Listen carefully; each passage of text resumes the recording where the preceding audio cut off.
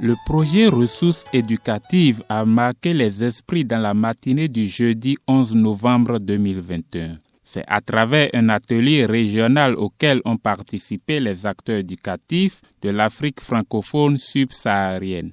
Organisé dans les locaux de Bénin Royal Hotel à Cotonou, cet atelier a été l'occasion pour la communauté éducative de réfléchir sur la qualité des manuels scolaires pour le bonheur des apprenants. Le manuel scolaire, comme vous le savez, est un intrant incontournable dans l'amélioration des performances scolaires des apprenants, et cela pour plusieurs raisons dont je voudrais retenir deux principales. D'abord, l'enjeu culturel, car comme vous le savez, le curriculum scolaire est toujours le produit de la sélection d'un certain nombre d'éléments culturels jugés suffisamment pertinents pour être transmis aux jeunes générations. Par l'école, institution spécialisée, mais aussi par des professionnels dédiés à cette tâche, à savoir les enseignants.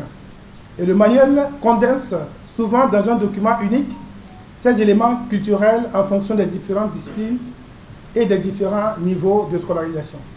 La qualité du manuel scolaire est donc nécessaire pour permettre à l'éducation d'assurer pleinement sa fonction de transmission culturelle en tenant compte des valeurs et de l'identité culturelle des élèves. Ensuite, je voudrais citer l'enjeu pédagogique, puisque le manuel scolaire est l'un des principaux supports dans les enseignements et apprentissages, et cela a été démontré largement par les études du PASEC, qui montrent une forte corrélation entre la disponibilité du manuel scolaire et les performances des élèves. Le rapport de l'Observatoire de la qualité de l'éducation a également identifié le manuel scolaire comme l'un des déterminants de la qualité de l'éducation. Ce projet donc vient à point nommé pour doter les pays participants d'un outil efficace pour juger la qualité des manuels en usage, mais aussi pour accompagner les réformes curriculaires. Organisé par la Conférence des ministres de l'éducation des États et gouvernements de la francophonie Confémen et l'UNESCO avec le soutien financier de l'Agence française de développement, cette rencontre a permis aux participants de réfléchir sur plusieurs sujets. La qualité des manuels scolaires et leur alignement avec les curricula et les besoins de développement basés sur les avancées scientifiques récentes dans les domaines de la pédagogie et de la didactique. L'état des lieux des systèmes éducatifs en Afrique subsaharienne montre cependant d'importants défis à relever pour assurer la pleine disponibilité des ressources éducatives au profit des établissements scolaires et des élèves du niveau primaire et du secondaire. Dans de nombreux pays, les manuels scolaires, pour ne parler que de ceux-ci, sont rares dans les écoles et dans les cartables des élèves, en dépit des réels efforts nationaux soutenus par les partenaires techniques et financiers pour la conception, la production, l'achat, la distribution et l'utilisation des manuels depuis deux décennies.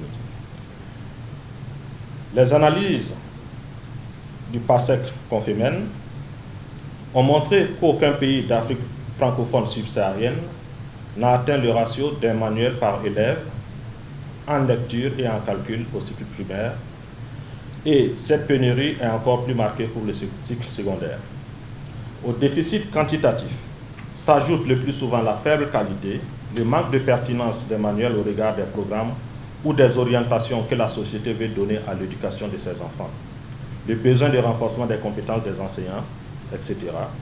Ainsi, le manuel et les autres supports pédagogiques et didactiques physiques restent les intrants les plus utilisés par les écoles et les élèves dans les pays d'Afrique subsaharienne.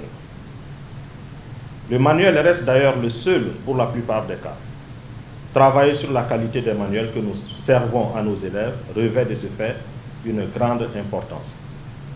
C'est dans cette veine que l'UNESCO et la Confémen ont conjugué leurs efforts pour engager l'évaluation des manuels au programme dans 6 pays d'Afrique francophone subsaharienne grâce au projet Ressources éducatives initié et financé par l'Agence française de développement et mis en œuvre par l'UNESCO et l'Institut français. Ce projet contribue à l'atteinte de l'objectif de développement durable niveau 4, dont le leadership est assuré par l'UNESCO, et également à l'atteinte des objectifs de la stratégie continentale de l'éducation 2016-25 de l'Union africaine. exécuté en 3 composantes que sont agir pour l'avenir, produire pour apprendre et lire pour apprendre. Le projet ressources éducatives compte accompagner le Bénin, le Burundi, le Togo, le Niger, le Sénégal et le Madagascar à évaluer les manuels scolaires officiels des élèves du cours primaire en mathématiques et du secondaire en mathématiques, en sciences physiques, en français et en sciences de la vie et de la terre. Je voudrais me faire l'agréable devoir de souhaiter la bienvenue à toutes les délégations qui prennent part à cet atelier qui se déroule en mode hybride dans un contexte mondial marqué par un afflux vers le numérique. Il est impérieux de rechercher des solutions hardies et efficaces pour assurer la qualité de nos manuels scolaires afin de répondre aux besoins de nos systèmes éducatifs dans lesquels l'enseignement de base, dans 70% à 95% du temps de classe, fait recours aux manuels scolaires.